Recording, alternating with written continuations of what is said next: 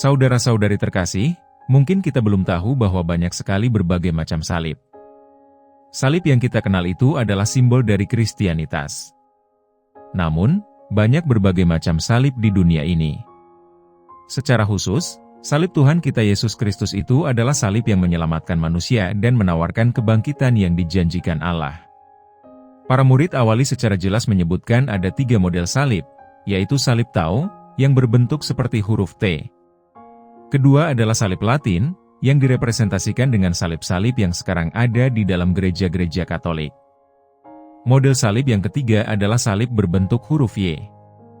Salib model terakhir ini tidak terkenal seperti kedua salib sebelumnya, tetapi masih menjadi opsi dalam penjelasan para scholar dulu. Tradisi menyebutkan bahwa salib dibuat dari kayu, yang dibagi dalam 4 perbedaan tipe.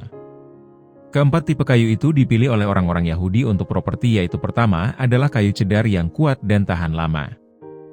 Yang lain menggunakan kayu cipres karena aroma yang enak, yang cocok untuk pemakaman.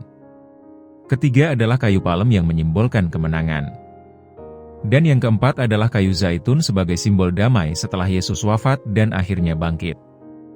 Pada awalnya, para pengikut Yesus tidak memikirkan tentang salib, tetapi setelah Yesus wafat dan bangkit, salib menjadi alat yang dipikirkan baik secara spiritual atau teologinya. Setelah tahun 325, salib menjadi populer sebagai simbol Kristianitas, ketika Kaisar Konstantin mengalahkan kejayaan Romawi dan menjadikan Kristianitas sebagai agama umum.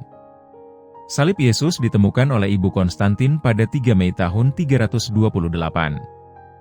Tradisi mengatakan bahwa salib itu terkubur dalam-dalam dan bisa dibedakan dari kedua salib lain yang bersamaan terkubur itu, dengan cara bahwa salah satu salib itu menyembuhkan seorang ibu ketika disentuhnya salib itu. Dalam perkembangan selanjutnya, salib dibedakan dalam 2 salib umum, yaitu salib Latin dan salib Yunani. Selanjutnya, banyak model salib yang berkembang, sekitar 400 model salib. 50 jenis salib yang berkembang dan dikenal, digunakan dalam gereja-gereja, katedral atau di paroki-paroki, seperti sebagai ornamen pada lantai gereja-gereja, di dinding untuk menjaga serangan roh-roh jahat, ada juga untuk dipasang di makam sebagai harapan akan kehidupan kekal. Berikut adalah berbagai model salib. Salib untuk penyembahan, yang dihiasi dengan lili atau bunga-bunga. Biasanya sangat populer pada perayaan Paskah. Salib Aiguisi, yang melambangkan penderitaan Kristus. Salib jangkar, yang melambangkan harapan dan keteguhan di dalam Kristus. Biasanya dilukiskan dalam katakombe-katakombe untuk mendekorasi makam-makam. Salib Ansata, menyimbolkan hidup yang berasal dari zaman Mesir kuno.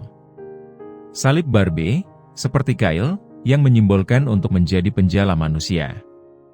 Salib Bezan, yang tersusun atas 5 lingkaran yang merupakan bentuk salah satu tipe salib dalam tradisi Yunani.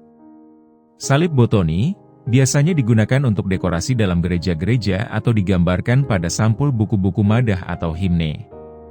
Beberapa salib tadi merupakan beberapa macam salib yang dibahas pada video kali ini.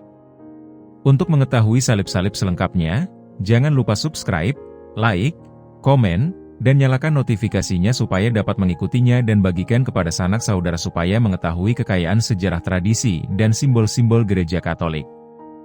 Terima kasih. Tuhan memberkati. Amin.